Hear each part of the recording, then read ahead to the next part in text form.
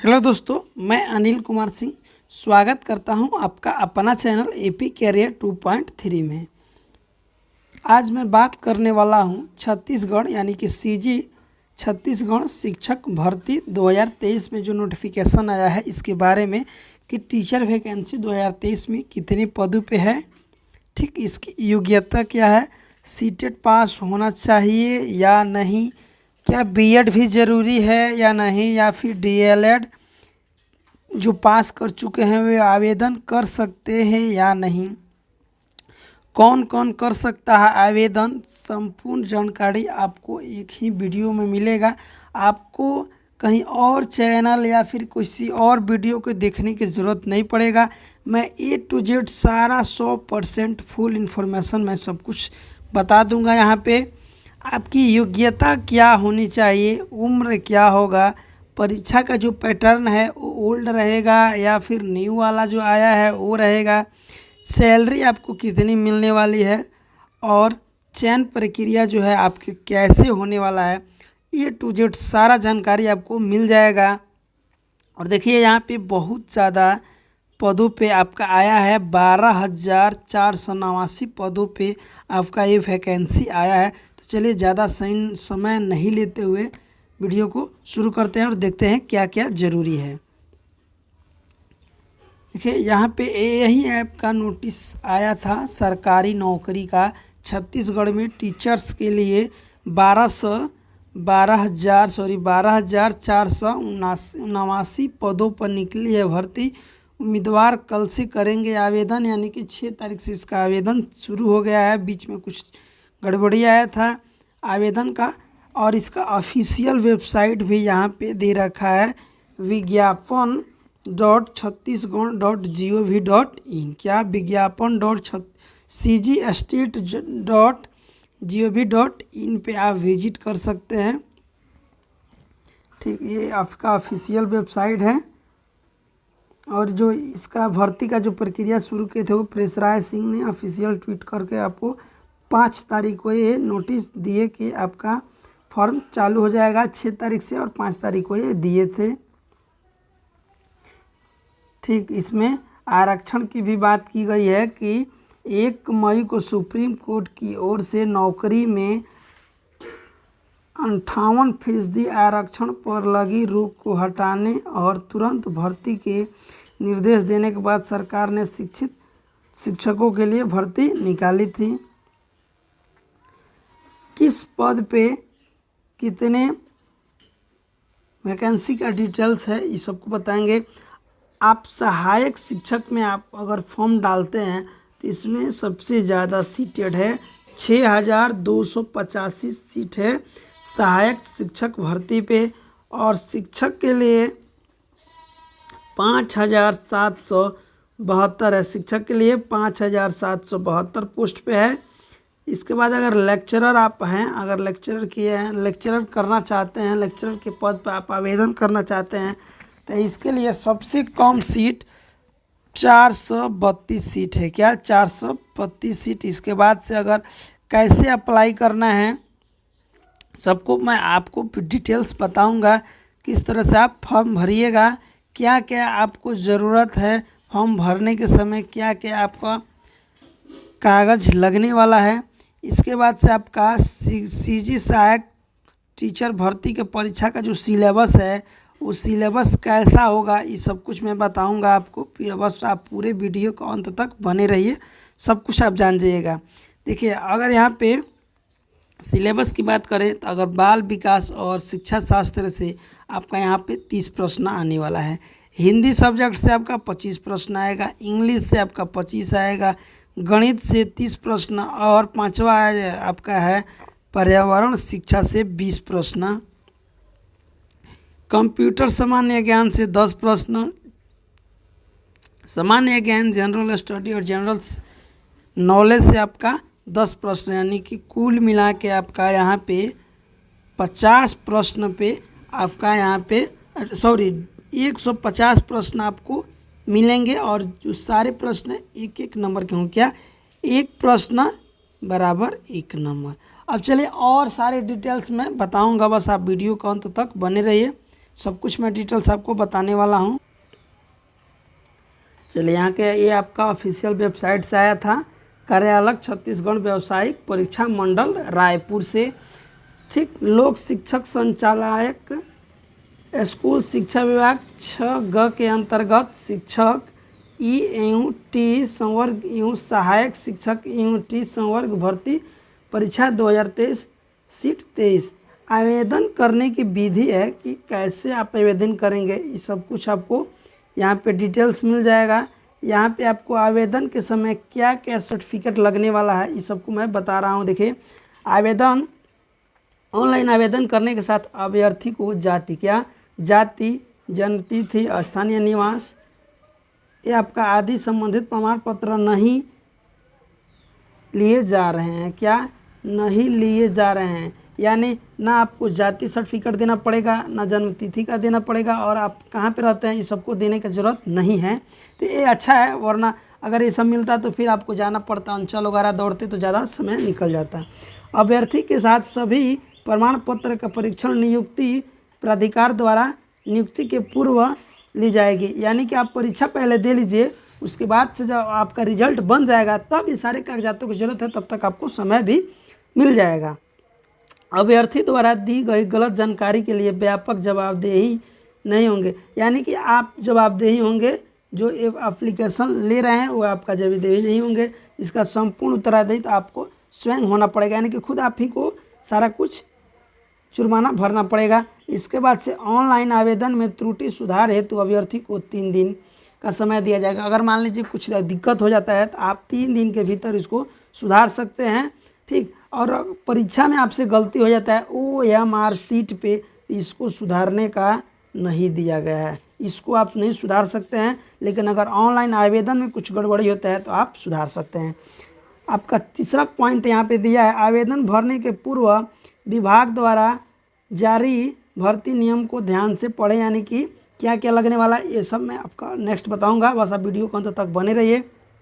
इसके बाद से आवेदन पत्र को सफलतापूर्वक सबमिट करने के बाद कृपया एक प्रिंट आउट करा लें। ये तो सारे लोग जानते हैं कि प्रिंट आउट कराना जरूरी होता है। अब चलिए एग्जाम्पल के साथ मैं बता दे रहा हूँ कि आवेदन को कैसे भरना है। यहाँ पे ऐसे आएगा, टीचर, असिस्टेंट टीचर यानी सहायक शिक्षक, बोथ यानी कि दोनों।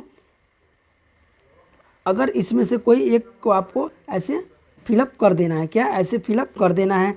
उसके बाद से आपको पूछेगा क्या आप PVTG के संबंधित हैं, तो यस नो आपको यहाँ पे भर देना है। क्या आप हायर एजुकेटर में उत्तीर्ण हैं तो आपको भर देना है।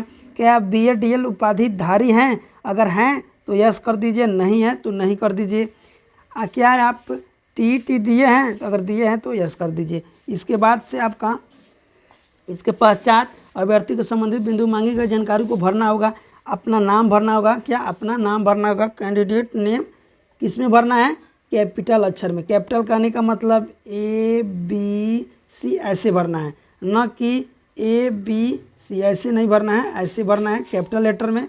इसके बाद से रिलेटिव टाइप, यानी अभ्यर्थी को अपने रिश्तेदार का प्रचार चयन करके उसके अनुसार फादर्स नेम, माता पिता, हस्बैंड का नेम, अगर औरत कोई है लेडीज़ तो अपने पति का नाम भरेगी, अगर शादी नहीं हुआ तो पिता का नाम भरेगी, और लड़के भी होंगे तो अपने पिता माता का नाम भरेंगे।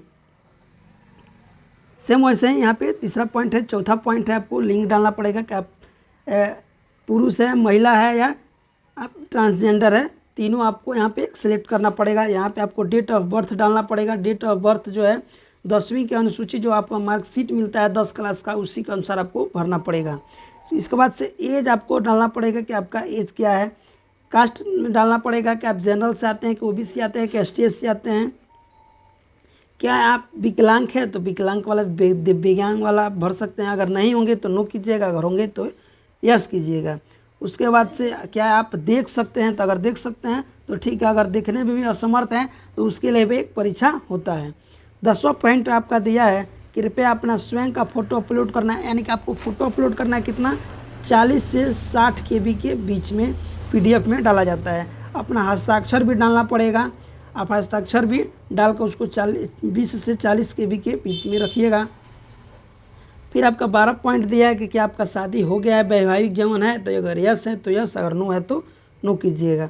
उसके बाद से डोमिलाइज फॉर छत्तीसगढ़, क्या आप छत्तीसगढ़ के निवासी हैं, अगर होंगे तो ठीक है, नहीं होंगे तो आप नो पे क्लिक कीजिएगा। इसके अनुसार कुछ ज़्यादा इसमें दिक्कत नहीं होगा। उसके बाद से अपना ईमेल आईडी, आप तो सबको जानता है कि ईमेल आईडी आप बना के रखते हैं। फिर यहाँ पे मोबाइल नंबर डालिएगा, अपना परमानेंट एड्रेस, पेरेंट एड्रेस डालिएगा कि आपका घर कहाँ है, स्ट्रीट नेम क्या है, आपका सिटी का नाम, पोस्ट कहाँ है, डिस्ट्रिक्ट कहाँ है, स्टेट कहाँ है। या आप छत्तीसगढ़ से आते हैं तो छत्तीसगढ़ से आ जाइएगा, नहीं आते हैं तो आपको अदर डालना पड़ेगा। पिन कोड वगैरह सब, क्या आप शहरी हैं या ग्रामीण है ये भी आपको डालना है। एप्लीकेशन फॉर डिस्ट्रिक्ट, अभ्यर्थी जिस जिले में आवेदन भरना चाहते हैं उसका जिला कोड, ये भी मैं आपको बताऊंगा कि आप किस जिला कोड में डालना चाहते हैं। यहाँ से आपको पहले ही यहाँ पे सुनिश्चित कर दिया गया है कि आप इसी कोड में आप डाल सकते हैं। इसका भी मैं अभी कोड आपको बता दे रहा हूँ, पहले आप जान लीजिए, इसके बाद से मैं एक कोड बताऊँगा। एक कोड आप याद रखिएगा, ये ज़्यादा ज़रूरी है एक कोड भरना, ठीक। चलिए, आपका 3 नंबर पॉइंट दिया है, आर यू एक्स सर्विसमैन, क्या भूतपूर्व सैनिक हैं तो इसके लिए छूट कुछ मिलता है, अगर हैं तो ठीक है, नहीं है तो नो कर दीजिएगा। इसके बाद से आपका घोषणा पत्र है, घोषणा पत्र पढ़ लीजिए। उसके बाद से आप फाइनल सबमिट कर दीजिएगा, ठीक। चलिए, मैं इसका बता दे रहा हूँ आपको, एप्लीकेशन फॉर डिस्ट्रिक्ट जो है इसके बारे में बता दे रहा हूँ। ये आपका परीक्षा का जिला कोड दिया है, जो अभी बता रहा था मैं कि जिला कोड, अगर आप सजुबा अंबिकापुर में डालते हैं तो इसका जिला कोड 11 है, कोरिया बैंकुंठपुर का 12 है, बिलासपुर का 13 है। ऐसे ही आपका जिला कोड जिस जिला में आप डालना चाहते हैं उस जिला कोड को आप यहाँ से भर सकते हैं। आप जहाँ पे देना चाहते हैं उस जिला के बारे में आप जान लीजिए।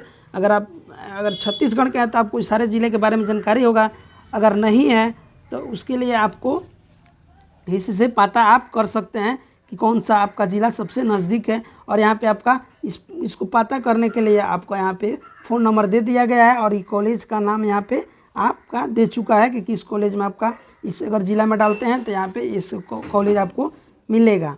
चलिए, और कुछ डिटेल्स मैं आपको बता दे रहा हूँ। आपका फर्स्ट में आया था आवेदन कब से आपका भरना प्रारंभ होगा, तो 6 तारीख से भरना प्रारंभ होगा।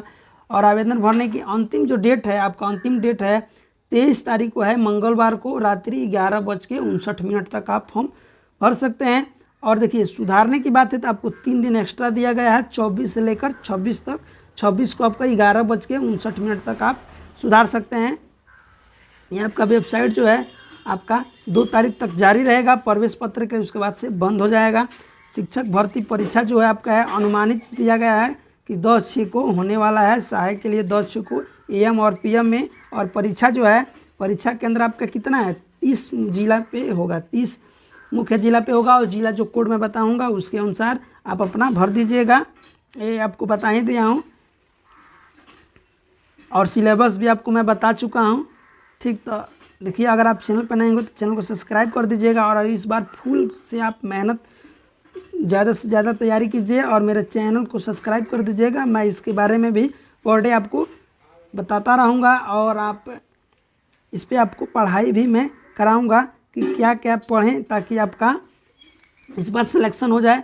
और देखिए, आपको परीक्षा में आपको 15 मिनट बाद आपको सम्मिलित नहीं किया जाएगा। क्या, अगर आप लेट से जाते हैं 15 मिनट तो आपको निष्कासित कर दिया जाएगा।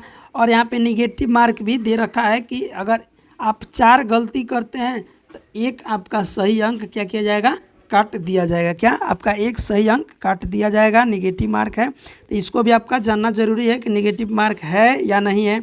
फिर यहाँ पे आपका उत्तर अगर आप सही कर रहे हैं, गलत कर रहे हैं, एक कैसे आप जानेंगे कि आप 104 प्रश्न करके आए हैं तो आपका गलत कैसे है, ये सब कुछ यहाँ पे देखिए आपको बता दे रहा हूँ। कि अगर मान लीजिए आप 104 सही आंसर किए हैं और गलत आप 22 किए हैं तो आपका नंबर कितना मिलेगा ये जान लीजिए। अगर आप 22 गलत किए हैं, या फिर मान लीजिए आप 20 ही गलत किए हैं, क्या आप 20 गलत किए हैं तो 20 गलत किए हैं तो कितना नंबर कटेगा, चलिए इसके बारे में बता दे रहा हूँ। अगर आप 4 गलत कर रहे हैं, 1 कट रहा है। 8 गलत कीजिएगा तो 2 कटेगा, 8 कीजिएगा तो 2 कटेगा, यानी कि 4 गुना। यानी कि अगर आप 20 गलत किए हैं तो 4 गुना, यानी कि आपका 5 सही अंक काट लिए जाएंगे। क्या, 5 सही अंक काट लिए जाएंगे। वैसे ही समझिए, आपका 104 अगर आप सही किए हैं, ठीक, 104 सही किए हैं और 22 गलत किए हैं तो 22 भागे कर दीजिए, 5 चौका 20, 5 चौका 20, यानी कि 0.55।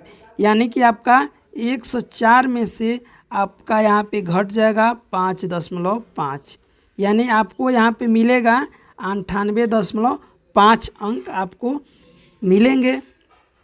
ठीक, और मेरिट की बात करें कि आपका मेरिट कैसे तैयार होगा, तो देखिए कुल प्राप्तांक आपका 98.5 गुण आपका टोटल प्रश्न कितना था 100 बटा कुल प्रश्न, और आपका जो निगेटिव जो आपका मार्क आया 6 आप पॉइंट पे मान लीजिए, और इन दोनों को गुणा करके इसे भाग कीजिएगा, अब तक का कुल प्राप्तांक आपका हो जाएगा। यही इसी आधार पे आपका मेरिट भी बनेगा।